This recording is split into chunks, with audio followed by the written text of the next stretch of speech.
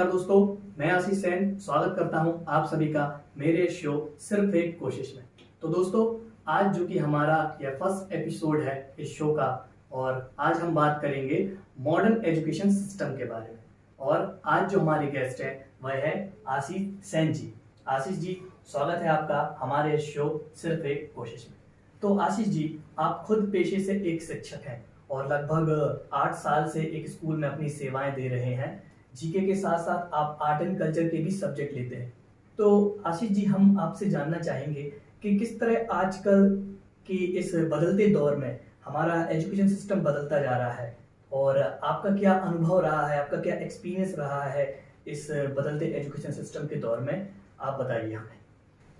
देखिए, अगर modern education system की बात की जाए तो बदलाव तो आया है, काफ़ी बदलाव आया है। एक समय था जब सिर्फ चॉक एंड डस्टर से ही काम चल जाता था, लेकिन आज जो क्रिटिकल कंडीशन हमारे सामने है, लॉकडाउन लगा हुआ है, कोरोना वायरस जैसी खतरनाक महामारी फैली हुई है, तो ऐसे में टीचर्स को बच्चों को टीच करने में काफ़ी संघर्ष करना पड़ा, क्योंकि सारा प्लेटफॉर्म ऑनलाइन हुआ। पहली बार सभी टीचर्स ने ऑनलाइन पढ़ाना शुरू किया। उन्होंने zoom app, Google classroom app, Teachmint जैसे ऐप की सहायता ली, और ये सारी चीज़ें सीखने में उन्हें भी काफ़ी वक्त लगा। उन्होंने सीखा उसको ऑपरेट करना, उसको चलाना, live chat, live meeting, live class, ये सारी चीज़ें टीचर्स ने सीखी। बच्चों के लिए भी नहीं रही ये सारी चीज़ें, टीचर्स के लिए तो रही ही हैं, लेकिन कहीं ना कहीं टीचर्स को जो साधन नज़र आए उन्होंने उसको एक्सेप्ट किया कंडीशन के अकॉर्डिंग। वो चुप नहीं बैठे, उन्होंने बच्चों को पढ़ाना शुरू किया। इसमें बच्चों का तो अच्छा हुआ ही है, क्योंकि अगर टीचर पढ़ाना शुरू नहीं करते तो बच्चे फ्री हो जाते। उन्हें तो इसी बात की खुशी थी कि लॉकडाउन लग गया है, अब हम फ्री हैं, अब हमारी कोई पढ़ाई नहीं होगी। लेकिन इससे उनका सबसे ज़्यादा डिसएडवांटेज यही होता कि जब वो नेक्स्ट क्लास में जाते तो वो बिल्कुल जीरो बन के जाते, वो कुछ भी नहीं सीखते। भले ही उनको जनरल प्रमोशन मिल जाता, लेकिन ऐसे दौर में भी हमारी टीचर ने बच्चों को ऑनलाइन पढ़ाना शुरू किया। उन्होंने चीज़ों को सीखा।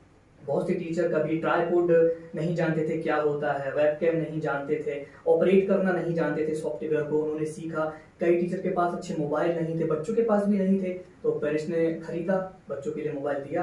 क्या कर सकते हैं, फिलहाल तो जो कंडीशन है उसके अकॉर्डिंग ही हमें चलना पड़ेगा, क्योंकि मेरा तो यही मानना है कि कंडीशन चाहे कैसी भी हो, कभी भी शिक्षा का जो स्तर है वो रुकना नहीं चाहिए। जी, बहुत ही बढ़िया बात कही आशीष जी आपने। वाकई आज का हमारा जो मॉडर्न एजुकेशन सिस्टम है वो बदलता जा रहा है। अब बात सिर्फ चौक एंड डस्टर तक नहीं रही, आज उनकी जगह स्मार्ट बोर्ड ने ले ली है, और भी कई तरह की टेक्निक और टेक्नोलॉजी ने एजुकेशन सिस्टम में अपना महत्व बताया है। आशीष जी, अगला सवाल हमारा आपसे यह है कि आप तो प्राइमरी किड्स को ज़्यादा देखते हैं, तो हम आपसे यह जानना चाहेंगे कि किस तरह पुराने जो स्टूडेंट हुआ करते थे और आज के जो मॉडर्नाइजेशन के स्टूडेंट हैं, आज के इस दौर के जो स्टूडेंट हैं, तो उनमें और पुराने बच्चों में कितना फ़र्क आपको नज़र आता है? आप खुद भी जब अपने स्कूल में स्टूडेंट रहे होंगे, तो उस समय के विद्यार्थियों में और आज के समय के विद्यार्थियों में कितना फ़र्क है, आप हमें बताइए। देखिए, स्टूडेंट की अगर बात की जाए तो हम जब स्टूडेंट हुआ करते थे तो हम अपने टीचर से डरते थे। अगर वो हमें कभी नज़र आ जाते थे मार्केट में या कहीं भी, तो हम झुककर उन्हें प्रणाम करते थे, उनसे बात करते थे, उनका हालचाल पूछते थे, भले ही वो हमें उस क्लास में ना पढ़ाते हों। लेकिन आज का जो दौर है इसमें बच्चों की मेंटेलिटी में काफ़ी ज़्यादा बदलाव नज़र आता है। उन्हें क्या रहता है कि अगर वो मान लीजिए 6 स्टैंडर्ड में है, तो जो उनका क्लास टीचर है उनका लगाव उनसे तब तक ही रहेगा जब तक वो टीचर उनको 6 स्टैंडर्ड में पढ़ाएगा। लेकिन जैसे ही वो बच्चा 7th स्टैंडर्ड में जाएगा, उसे 6 क्लास के किसी भी टीचर से कोई मतलब नहीं होता। वो आमने सामने से भी अगर गुजरेंगे तो ऐसा रिएक्ट करेंगे, गुड मॉर्निंग गुड आफ्टरनून तो दूर की बात है, वो ऐसा रिएक्शन देते हैं जैसे वो अपने टीचर को जानते भी ना हो, पहचानते ना हो, और कहीं ना कहीं वो छिपते हैं, कटते हैं। और ये मैंने अक्सर बच्चों में ऑब्जर्व की है ये चीज़, कि पता नहीं वो क्यों अपनी टीचर से इतना ज़्यादा घबराते हैं, छिपते हैं, अपने आप को छुपाने की कोशिश करते हैं, उनसे बात नहीं करते, चाहे वो उन्हें मार्केट में मिले या किसी भी जगह मिले। तो ये चीज़ मैंने देखी है कि आज के बच्चों में कहीं ना कहीं जो पुराने समय के स्टूडेंट में जो शिष्टाचार, आदर, सम्मान की भावना हुआ करती थी, वो आज के बच्चों में गायब होती जा रही है। मैं ये नहीं कह रहा हूँ कि नहीं है, गायब होती जा रही है।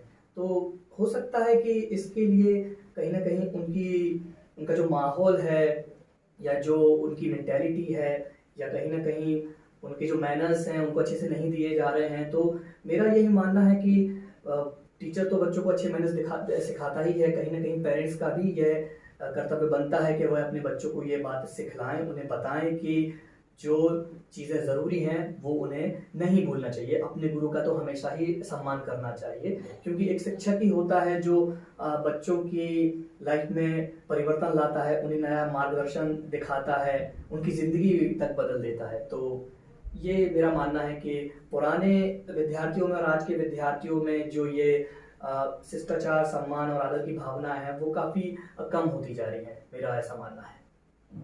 जी बिल्कुल सही कहा आशीष जी आपने कि जिस तरह पुराने स्टूडेंट और आज के स्टूडेंट में जो फ़र्क तो नज़र आता ही है, क्योंकि पहले के बच्चे जो सभ्य हुआ करते थे उनमें एक शिष्टाचार, आदर, सम्मान की भावना हुआ करती थी। वहीं आज के स्टूडेंट में ये सारी चीज़ें ख़त्म होती जा रही हैं और कहीं ना कहीं इसमें हम उनका माहौल, जहाँ वो रहते हैं, उनकी पर्सनल मेंटेलिटी, ये सारी चीज़ें भी इसमें कहीं ना कहीं जिम्मेदार है।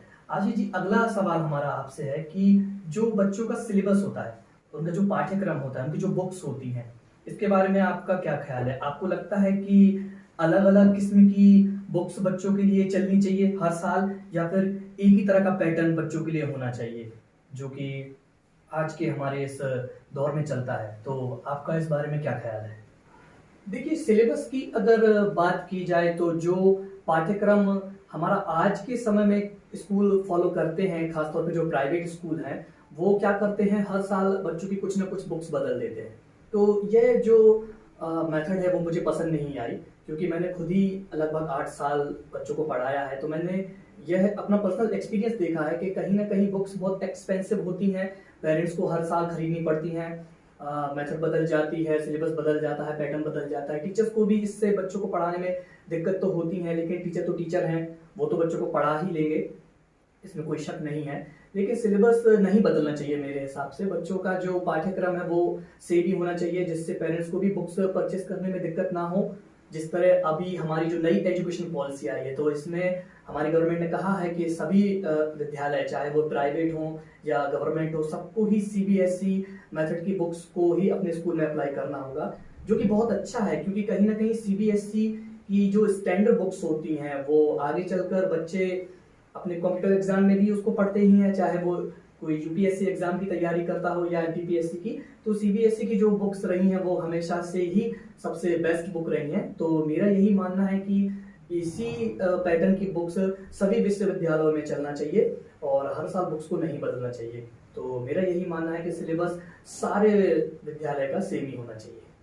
आशीष जी, मेरा अगला सवाल है आपसे कि आज के इस दौर में टीचर्स और पेरेंट्स के बीच में जो कोऑर्डिनेशन है, किस तरह पेरेंट्स जो होते हैं उनको ऐसा लगता है कि अगर उन्होंने अपने बच्चे का एडमिशन स्कूल में करा दिया है तो इसकी सारी रिस्पॉन्सिबिलिटी टीचर की है।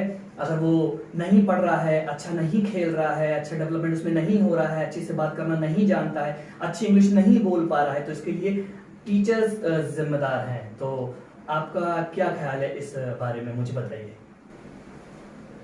ये जो आपका सवाल है ये मेरा बहुत पसंदीदा सवाल है। मुझे बहुत पसंद आया कि आपने मुझसे ये सवाल किया, क्योंकि मैंने खुद इस चीज़ को फील किया है एज अ टीचर।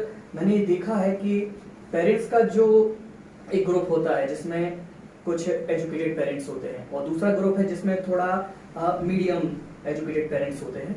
तो इसमें मैंने जो देखा है, जो एजुकेटेड पेरेंट्स होते हैं वो क्या करते हैं, ज़्यादातर अपने बच्चों से सबसे ज़्यादा एक्सपेक्ट करते हैं कि ये सबसे हर चीज़ में आगे रहें, आगे बैठें और नंबर भी अच्छे आए पढ़ाई लिखाई में, और साथ ही साथ इनके जो बेसिक एटीट्यूड्स हैं वो भी उनके बाकी बच्चों के मुकाबले सबसे ज़्यादा अच्छे हों। तो वो ये सारी उम्मीद करते हैं अपने बच्चे से, और जब उन्हें ये सारी चीज़ अपने बच्चे में नजर नहीं आती तो वो इसके लिए कहीं ना कहीं टीचर को रिस्पॉन्सिबल समझते हैं। उनको ऐसा लगता है कि अगर वो एक स्कूल में फीस दे रहे हैं तो वो टीचर से सारी चीज़ें एक्सपेक्ट करते हैं कि आप तो मेरे बच्चे को परफेक्ट बनाइए, any how I don't know, मेरे बच्चे को परफेक्ट बनाइए। तो मेरा ये मानना है कि ये तो इम्पॉसिबल है, क्योंकि टीचर का काम बच्चों को पढ़ाना है और कहीं ना कहीं पेरेंट्स को भी ये बात एक्सेप्ट करनी चाहिए कि आपके बच्चे का डेवलपमेंट अभी हो रहा है। एक पौधा है जो धीरे धीरे अभी बड़ा हो रहा है, अभी उसको पेड़ तो बनने दीजिए आप। अब आपका बच्चा अभी पौधा है और आप उम्मीद कर रहे हैं कि वो सर फल नहीं दे रहा है, सर इसमें फूल क्यों नहीं आ रहे हैं, तो ये तो एक अनएक्सपेक्टेड थिंग हो जाती है। बच्चे का डेवलपमेंट हो रहा है, धीरे धीरे उसमें बदलाव आएंगे, वो भी बाकी बच्चों की तरह अच्छा होशियार बनेगा, उसमें भी काफ़ी अच्छी चीज़ें होंगी, वो भी सारी चीज़ें बाकी बच्चों की तरह सीखेगा, उसका डेवलपमेंट धीरे धीरे होने तो दीजिए। आप पहले से ही उससे उम्मीद कर रहे हैं कि लास्ट क्लास में तो इसके 78% आए, 98% आए थे, लेकिन इस क्लास में इसके 78% आए, ये कैसे हुआ सर बताइए? या तो आप अच्छे से पढ़ाते नहीं हैं, बताइए किस बात की हम फीस देते हैं। तो ये अक्सर पेरेंट्स के आर्ग्यूमेंट्स होते हैं हम टीचर्स से, क्योंकि वो उनको ऐसा लगता है कि अगर उन्होंने अपने बच्चे को स्कूल भेज दिया है तो अब उनका बच्चा जेंटलमैन बनकर ही वापस आएगा, ऐसा उनको लगता है। लेकिन मेरा ये मानना है कि टीचर के साथ तो आपका बच्चा 7 से 8 घंटे ही रहता है स्कूल में, आप बाकी के सारे घंटे तो उसको आपके साथ ही रहना है। तो आप बताइए सबसे ज्यादा सिखाने का काम कौन कर सकता है, टीचर या आप? तो मेरा ये मानना है टीचर और पेरेंट्स दोनों को ही तालमेल बनाकर चलना चाहिए। अगर टीचर 50 कदम चलता है तो बाकी के 50 आपको चलना है, तभी आपके बच्चे में डेवलपमेंट नजर आएगा। अगर आपको लगता है कि आपने अपने बच्चे को स्कूल में एडमिशन करा दिया, उसको ट्यूशन ज्वाइन करवा दिया, तो फिर आपका बच्चा सब कुछ सीख जाएगा, तो ये इम्पॉसिबल है, इम्पॉसिबल है, ये नहीं हो सकता। तो ये मेंटेलिटी जो है वो पेरेंट्स को बदलनी चाहिए, मेरा ऐसा मानना है। हालांकि ये सबसे ज्यादा केस तो हम लोग ने देखे हैं इतने सालों में, 7-8 सालों में, कि कई पेरेंट्स तो इतने ज्यादा हाइपर हो जाते हैं, एकदम एंग्री हो जाते हैं जब उनका बच्चा एकदम से कम मार्क्स गेट करता है और लास्ट क्लास में उसको अच्छे नंबर आते हो, तो वो इसका पूरा इल्जाम सिर्फ और सिर्फ टीचर पे ही डाल देते हैं कि व्हाट इज दिस, ये क्या है, क्या पढ़ाया आपने, you are the class teacher of my student, you teach well. So ये सारी चीजें जो होती हैं पेरेंट्स टीचर पे डाल देते हैं कि अगर आप हमारे बच्चे को पढ़ाते हैं तो क्यों हमारा बच्चा अच्छे से नहीं पढ़ रहा है, बताइए आप, you are the teacher, you are the responsible. तो मेरा ये मानना है कि टीचर और पेरेंट्स को ये बात समझनी चाहिए कि टीचर की भी अपनी एक लाइफ होती है, उनका भी घर होता है, परिवार होता है, बच्चे होते हैं, प्रेशर होता है, टेंशन्स होती हैं, प्रॉब्लम्स होती हैं। इसके बावजूद भी अगर वो 40-50 बच्चों को एक साथ पढ़ाने की कैपेसिटी रखते हैं तो फिर आपका तो एक ही बच्चा है, आप क्या क्या नहीं सिखा सकते उसे। तो टीचर और पेरेंट्स को आपस में कोऑर्डिनेशन बनाकर चलना चाहिए, मेरा ऐसा मानना है। जी बहुत ही बढ़िया बात कही आशीष जी आपने कि पेरेंट्स और टीचर्स के बीच में आपसी कोऑर्डिनेशन के द्वारा ही एक बच्चे का डेवलपमेंट संभव है, क्योंकि किसी एक व्यक्ति के लिए तो एक बच्चे का प्रॉपर डेवलपमेंट करना नामुमकिन है। तो कोऑर्डिनेशन तो होना ही चाहिए, टीचर्स को भी पेरेंट्स की फीलिंग्स को समझना चाहिए और पेरेंट्स को भी टीचर्स की फीलिंग समझना चाहिए। बिल्कुल सही कहा आपने, आई एग्री विथ यू। मेरा अगला सवाल है आशीष जी आपसे कि आजकल जो बच्चों के लिए स्कूल की तरफ से जो प्रेशर डाला जाता है कि आप सिर्फ पढ़ाई पर ही फोकस करिए, सिर्फ पढ़िए, और उनका बर्डन भी बहुत ज़्यादा है बुक्स का, जिस तरह से बर्डन बढ़ता जा रहा है बच्चों के लिए, और साथ ही साथ एक बच्चा जो सुबह 7 या 8 बजे से लगभग 1-2 बजे तक स्कूल में रहता है, उसके बाद 1-2 घंटे रेस्ट करने के बाद उसका बाकी के 3-4 घंटे कोचिंग इंस्टीट्यूशन में सारे स्पेंड होते हैं। तो एक आपको क्या लगता है कि एक बच्चे की लाइफ में सिर्फ पढ़ाई के पीछे ही भागना जरूरी है, ये साथ ही साथ उसकी कुछ खेलकूद गतिविधियां भी एजुकेशन सिस्टम में शामिल करना जरूरी है, आप बताइए। जी बहुत ही बढ़िया सवाल है आपका कि वाकई में आजकल बच्चों को सिर्फ प्रेशराइज किया जाता है स्टडी की तरफ के, सिर्फ पढ़ो पढ़ो पढ़ो पढ़ो, इसके अलावा उनकी जो अदर एक्टिविटीज़ हैं इनकी तरफ बिल्कुल भी ध्यान नहीं दिया जाता है। लेकिन जो मेरा खुद का पर्सनल एक्सपीरियंस है, एज अ आर्ट टीचर मैंने बच्चों को योगा सिखाया है, डांस सिखाया है, ड्राइंग सिखाया है। तो ये सारी जो एक्टिविटी हैं इनसे कहीं ना कहीं पता चलता है कि बच्चों का जो इंटरेस्ट है वो बाहर निकल के आता है कि किस तरफ आपके बच्चे का रुझान है। पढ़ाई तो उसको करनी ही है, लेकिन इन सारी चीज़ों की वजह से भी बच्चों का जो है वो पढ़ने में मन लगने लगता है, काफ़ी अच्छा उनमें डेवलपमेंट होता है। ये सारी चीज़ें मेरे हिसाब से तो बहुत ज़्यादा ज़रूरी हैं बच्चों की। शायद इसी वजह से हमारे मध्य प्रदेश में जो गवर्नमेंट है उन्होंने बच्चों के लिए 1 घंटा स्पोर्ट का पीरियड अनिवार्य कर दिया है सभी विद्यालय में। क्योंकि पढ़ाई के साथ साथ खेल कूद की जो गतिविधियां हैं वो बच्चों के लिए बहुत ही ज़्यादा ज़रूरी होती हैं। इससे बच्चों का शारीरिक और मानसिक विकास होता है, क्योंकि दिन भर उनको कंटिन्यू एक के बाद एक पीरियड लगते हैं। उनके math, science, SST, EVS, GK सारे पीरियड उनके कंटिन्यू लगते हैं। तो ऐसे में उनका भी जो माइंड है वो इरिटेट करने लगता है, तो वो टायर्ड हो जाते हैं, वो इरिटेट होने लगते हैं। तो ऐसे में जो एक्टिविटी पीरियड होते हैं, चाहे वो डांस पीरियड हो, ड्राइंग पीरियड हो, योगा पीरियड हो, तो ये सारी जो चीज़ें ये बच्चों को रिफ्रेश करते हैं। इससे उनका मन पहले के मुकाबले ज़्यादा अच्छे से भी पढ़ाई में लगने लगता है, और साथ ही साथ उनकी जो अंदर की छिपी हुई जो उनकी स्किल होती है, जो उनकी खूबी होती है, वो भी बाहर निकल के आती है। तो पढ़ाई के साथ साथ बच्चों की जो खेल कूद की गतिविधियां हैं, ये उनके डेवलपमेंट में बहुत ही ज़्यादा इम्पोर्टेंट रोल प्ले करती है, मेरा ऐसा मानना है।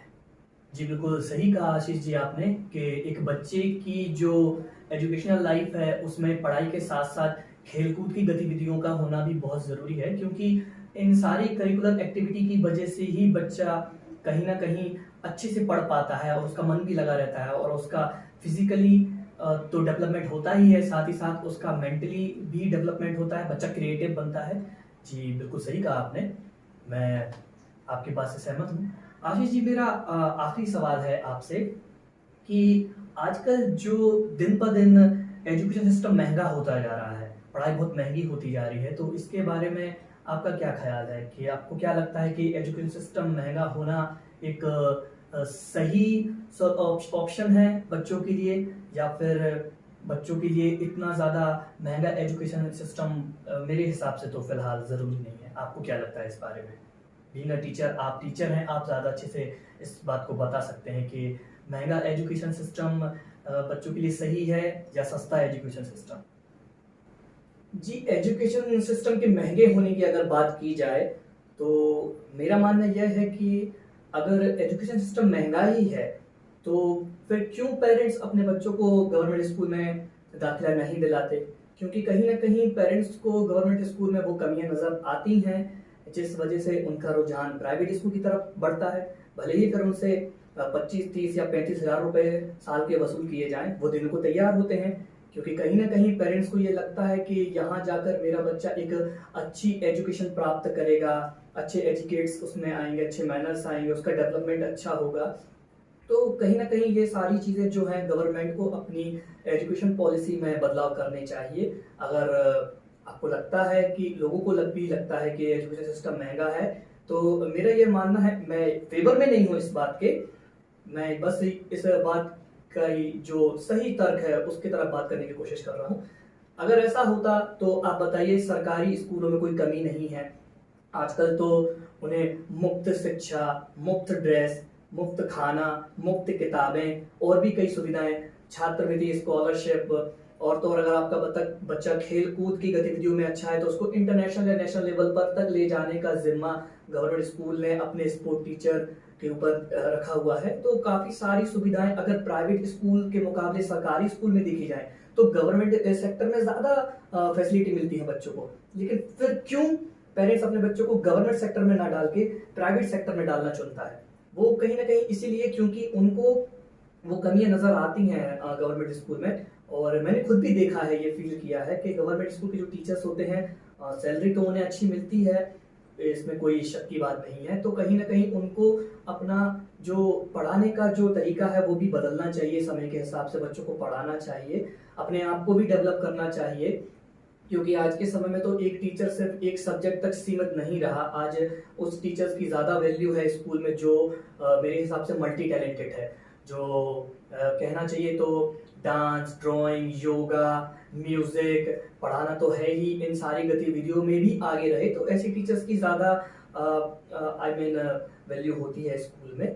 तो टीचर्स को अपना पढ़ाने का तरीका बच्चों को बदलना चाहिए। साथ ही साथ सुविधाएं तो गवर्नमेंट स्कूल दे ही रहा है बच्चों को, साथ ही साथ एजुकेशन भी अगर बच्चों को अच्छी मिलने लगे तो मुझे नहीं लगता कि पेरेंट्स अपने बच्चों को जो है वो महंगे स्कूल की जगह सस्ते स्कूल में पढ़ाने के लिए नहीं जाएंगे, वो डेफिनेटली जाएंगे। लेकिन ये जो स्तर बना हुआ है एजुकेशन का, पहले इसको तो सुधारने की सरकार कोशिश करे। सरकार क्या करती है, सिर्फ एक बीएड या मास्टर डिग्री के बेस पे सरकारी टीचर को चुन लेती है, लेकिन आप देखिए, अगर एक प्राइवेट टीचर का भी इंटरव्यू होता है तो उसे 2 से 3 बार इंटरव्यू देना पड़ता है, उसके बाद उसको रिटन टेस्ट भी देना पड़ता है, उसके बाद उसको डेमो भी देना पड़ता है, इसके बाद भी वो डिस्क्वालीफाई हो जाता है। लेकिन अगर सर गवर्नमेंट सेक्टर में ऐसी बात की जाए तो सिर्फ डिग्रियां वहां पे महत्व रखती हैं, ना कि एक्सपीरियंस, है ना। एक्सपीरियंस नहीं देखता कोई वहां पे, तो सिर्फ ये देखा जाता है आपके मार्क्स अच्छे आए हैं, आप बढ़िया पढ़ लिख कर आए हो, आपके पास डिग्रियां हैं, तो आइए आप गवर्नमेंट टीचर बन जाइए। तो मेरे हिसाब से सरकार को एक टफ इंटरव्यू सिस्टम भी रखना चाहिए इस तरह के टीचर के लिए कि आप बच्चों को पढ़ाने के लिए आ रहे हैं, तो आप में ऐसी क्या खासियत है, क्या खास बात है आप में, आप क्यों इस प्रोफेशन को चुन रहे हैं। तो मेरे हिसाब से एक उनका इंटरव्यू भी होना चाहिए, टीचर का भी, जो गवर्नमेंट सेक्टर में चुने जाते हैं। सिर्फ डिग्री या मार्कशीट के बेस पर ही उनका सिलेक्शन नहीं होना चाहिए, तभी तो इस समाज में हमें पढ़े लिखे शिक्षक मिलेंगे। आप देखते हैं कैसे शिक्षकों के ऊपर मीम्स बन जाते हैं, उत्तर प्रदेश या बिहार साइड के कई बार वीडियो भी वायरल होते हैं जिसमें टीचर्स प्राइम मिनिस्टर का नाम नहीं बता पा रहे हैं, या फिर हमारे नेशनल एंथम का नाम नहीं बता पा रहे हैं, नेशनल बर्ड का नाम नहीं बता पा रहे हैं। तो क्यों? क्योंकि कहीं ना कहीं इस सिलेक्शन में तो गलती हुई है हमारी सरकार से। अगर वो सिलेक्शन लेवल को टफ रखें या फिर अच्छी तरीके से टीचर को तराशें, बेस्ट टीचर को ही सिलेक्ट करें जो कि उनको नजर आए कि yes this is the teacher who can teach well, है ना। तो ऐसा होना चाहिए, सरकार को एक ऐसा सिस्टम बनाना चाहिए जिससे कि वह अच्छे टीचर का सिलेक्शन कर सके, तब तो उन्हें ज्यादा सैलरी देने का मतलब बनता है। वरना ऐसा थोड़ी ना कि आप सैलरी तो ज्यादा दे रहे हैं लेकिन टीचर बच्चों को पढ़ा बिल्कुल भी नहीं रहा है अच्छे से। और दूसरी तरफ अगर प्राइवेट स्कूल की बात की जाए तो वो महंगी क्यों है? क्योंकि कहीं ना कहीं वो अपनी क्वालिटी मेंटेन करते जा रहे हैं, बढ़ाते जा रहे हैं। तभी तो जो पेरेंट्स ने भी कोर्ट केस किए हैं अभी लॉकडाउन के टाइम पे फीस ज्यादा बढ़ाने के चक्कर में, वापस करने के चक्कर में, तो क्यों सरकार ने फिर सपोर्ट किया प्राइवेट स्कूल का? क्योंकि कहीं ना कहीं सरकार को भी ये लगा कि प्राइवेट स्कूल अपनी क्वालिटी मेंटेन करते हैं, वो अच्छा पढ़ाते हैं, उनके टीचर्स बढ़िया इंग्लिश बोलते हैं, उनका डेवलपमेंट अच्छा होता है, तो तभी तो सरकार ने भी सपोर्ट किया। तो मेरा ये मानना है कि एजुकेशन का महंगा होना ये कोई सोल्यूशन नहीं है कि बच्चे को अच्छा आपको इस स्कूल में डालना चाहिए या उस स्कूल में डालना चाहिए। डेफिनेटली जहाँ पेरेंट्स को अच्छी क्वालिटी नजर आएगी वो अपने बच्चे को वहाँ पे भेजेगा, मेरा ऐसा मानना है।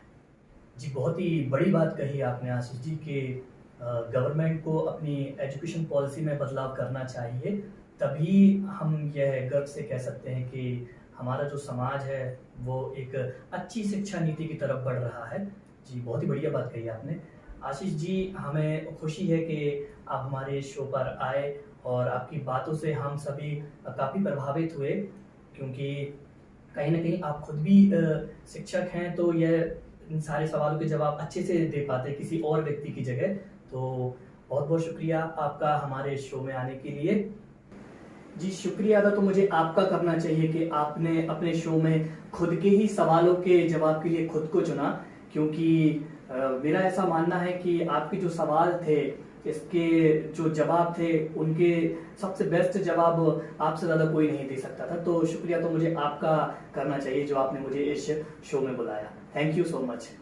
तो दोस्तों, ये था हमारे शो सिर्फ एक कोशिश का पहला एपिसोड। उम्मीद है कि आप सभी को यह एपिसोड पसंद आया हो। तो अगली बार किसी और मजेदार टॉपिक के साथ और किसी और मेहमान के साथ हम फिर हाजिर होंगे। तब तक के लिए हमें इजाजत दीजिए। तो मिलते हैं अगले वीडियो में। नमस्कार।